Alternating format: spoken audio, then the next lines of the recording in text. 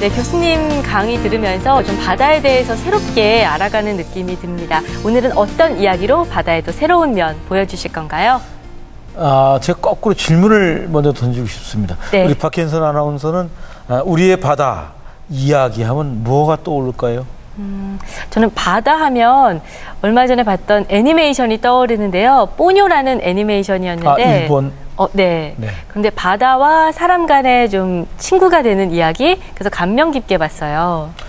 예, 바로 인간과 바다가 연결되기도 하고, 네. 또 인간의 정신적 모태가 바다에서도 나오고, 그러한 어떻게 보면 문화적이고, 영적이고, 신앙적이고, 예술적인 거. 네. 그래서 오늘은 어떻게 보면 바다를 중심으로 한 문화 예술의 이야기가 되겠습니다. 우리 옛 사람들이 바다를 어떻게 이해하고 또 표현했을지 궁금해지는데요. 주강현 교수님의 강연 속에서 확인해 보시면 좋을 것 같습니다. 힘찬 박수로 강연 청해 듣겠습니다. 네,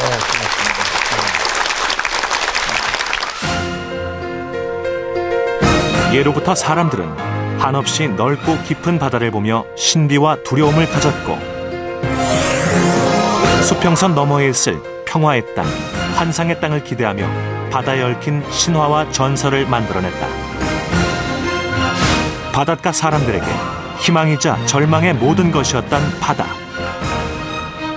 그곳에서 사람들은 무엇을 보고 염원했는지, 품격과 정신이 깃든 바다, 그 바다가 들려주는 이야기 속으로 들어가 보자.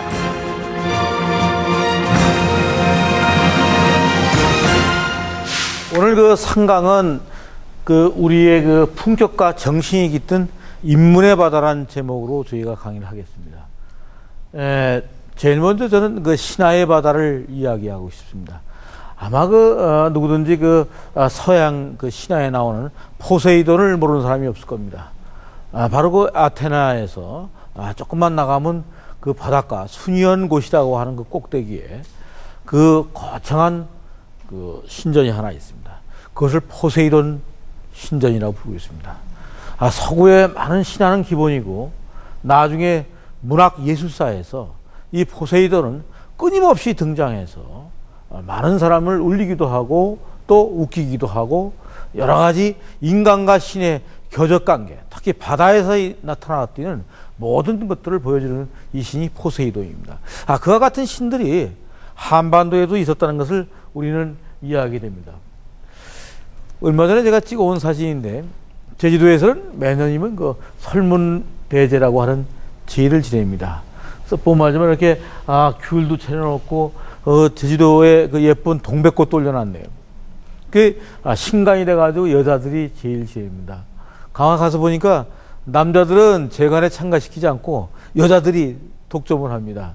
대개 이제 웬만한 제사들은 남자들이 독점을 하는데, 여기만큼은 여성 중심의 제를 올리는 것을 아주 그냥 저는 흥미롭게 지켜보고 사진을 찍어 왔습니다. 이 설문대 할망이라고 하는 것은 아주 독특한 여신입니다. 어느 날 제주도가 만들어질 때 이 사람이 변을 봤는데, 이 변들이 다 섬이 됐고, 또 소피, 오줌을 쌌는데 이것이 넘쳐가지고 남해 바다가 되고, 이렇게 되는 아주 대단히 파워풀하고 아주 강력한 여성입니다. 자, 이런 여성이 바로 제주도를 만들었고, 특히 제주도의 오름들은 이 여성의 손으로 다 빚어난 거라고 그렇게 얘기를 하고 있습니다. 근데 이 설문대 할망은 사실은 역사적 진실을 갖고 있습니다. 1만 전만 해도 소위 빙하기가 끝나고 간빙기, 빙하가 녹는 시대로 접어들어갑니다. 그럴 때 착착 바닷물이 차오르고 있었습니다. 다시 말씀드리면 오늘날 남해안 이쪽은 바다가 아니고 육지로 연결되고 있었다고 하는 겁니다. 그러니까 어떻게 보면 마고나 이 설문대, 육지에는 마고고 제주도는 설문대입니다. 이 두 여신의 남긴 신화 이야기는 그 여신들이 목격했던 인류의 선대 조상들의 이야기가 신화적인 메타포로 둔갑해서 오늘날까지 유전되는 것이 아닌가, 그런 생각을 하게 됩니다. 다시 말씀드리면 제주도가 하나의 섬으로 되는 과정을 설문대라고 하는 어떤 신화체제의 여인이 목격을 하고, 이 거대한 여신이 창조의 여신으로서, 거녀가 하나의 신화로서 군림하게 됐다는 것을 우리는 이해하게 됩니다. 이 마찬가지 이야기가 육지에는 마고로 나타납니다. 마고도 대단히 컸죠. 예를 들어서 서해안의 자그마한 섬들을 보면 상당수 섬들을 마고 할머니가 놀았습니다. 서해안에 어디 가다 보니까 조그만 섬들이 이렇게 6, 7개 흩어진 섬을 봤어요. 주민들이 뭐라고 부르냐면 마고 할머니가 이렇게 공깃돌을 놀다가 버렸던 돌들이래요. 그게 섬이 됐다고 얘기합니다. 굉장히 컸던 것 같아요. 오늘날에는 이제 중국하고 한반도가 당연히 이제 서해, 황해로 이렇게 분리되어 있지만은 옛날에는 걸어서 다녔습니다. 참 놀라운 얘기죠. 우리가 불과 이렇게 갯벌이 만들어지고 조간대가 되고 파도가 치고 이런 역사가 1만 년 전밖에 안 됐다는 것은 대단히 드라마틱하죠. 우리가 알면 알수록 바다 갖고 있는 신비로운 겁니다. 바로 1만 년 전, 2만 년 전에는 결코 서해안은 걸어 다닐 수 있는 데지 이렇게 무슨 뭐 배를 탈 필요가 없던 그랬던 바다였던 겁니다. 다시 말씀드리면 신화랑을 통해서 우리는 바다에 이런 수많은 여신들이 등장해서 바다를 창조하고 육지를 창조하고 천지개벽되는 이러한 신화를 통해서 우리에게 바다가 무엇인가를 깊게 남겨줬다고 하는 겁니다. 이 이야기는 우리는 교과서에서 지나칠 정도로 서구 중심의 포세이돈 같은 것만 배워왔습니다만 우리에게도 우리의 신화가 있었다. 이렇게 이해한다면 얼마나 판타스틱하고 얼마나 즐겁겠습니까? 자, 역사 시대로 좀 올라와서 이건 울산에 있는 조그만 바위입니다. 울산에 지금 공업단지가 들어가가지고 옛날에 울산의 모습은 사라지고 완전히 공장지대가 됐습니다. 그런데 거기 가보면 저 같은 조그만 섬이 하나 있는데 뭐 사람이 살 수 없는 무인도입니다. 저걸 처용암이라고 부릅니다. 아마 교과서에서 다 배웠을 거예요. 어느 날 처용이 춤을 추면서 이제 안개 속에서 바닷가에 나타나죠. 그래서 동경 발기들이 놀다가 들어와 보니 가라리 내혀라. 둘은 누구 꼬고 둘은 어떻게 할 것이냐. 뭐 이런 재미있는 이야기를 삼국유사나 남기지 않았습니까?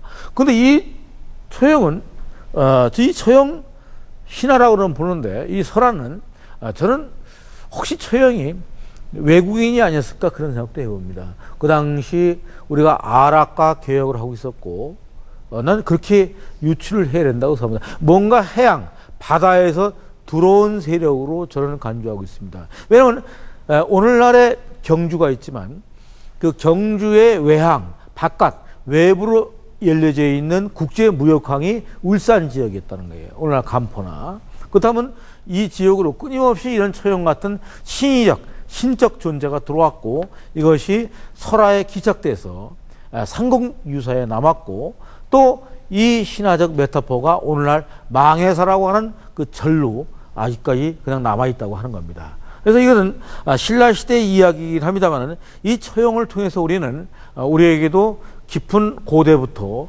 우리의 바다를 중심으로 한 이런 이야기들이 많았다는 것을 이해하게 됩니다. 하나 더 볼까요? 제주도에 가보면 마라도 가보셨을 겁니다. 마라도 가보면 그 선착장 옆에 보면 조그만 당이 있는데 애기 어깨당이라고 그럽니다. 저기 모스포 쪽에서 해녀들이 물질을 나왔다가 여자 하나를 놓고 갔어요. 놓고 갔는데 이 여자가 다음에 와보니까 100골만 남은 거야. 그래서 그다음부터 이 애기 어깨를 겁이 나니까 아주 정성스럽게 담을 쌓고 모시기 시작했어요. 그다음부터 아무 문제 없었다고 하는 겁니다. 그런데 이 똑같은 것이 울릉도에도 있어요. 울릉도 태화당 가보면 왔다가 하나를 놓고 가죠. 그래서 울부짖다 죽죠. 그래가지고 그 신이 되죠. 그 울릉도의 개척의 역사도 바로 여신으로부터 출발합니다. 자, 오늘 저는 마고 할매부터 설문대 할망, 또 애기 어깨당가. 자, 그럼 아까 역사시대에 나온 그 인물 빼놓고는 대부분 여신들이에요. 자, 이건 우리나라만 그런 것은 아니에요. 자, 서양도 보면 가만 보면 포세이돈이 지배하지만 사실 사이렌 같은 여신들, 메두사 바닷가에 있는 건 전부 여신들입니다. 자, 사실 독일어에서 이 독일어는 이게 여성과 남성을 따져가지고 성을 정하죠. 그걸 여성으로 봅니다. 배를 여성으로 보고 있습니다. 소위 그 격이라 그러죠. 언어학적으로. 자, 이런 것들은 지구의 그 인류, 육지는 남성이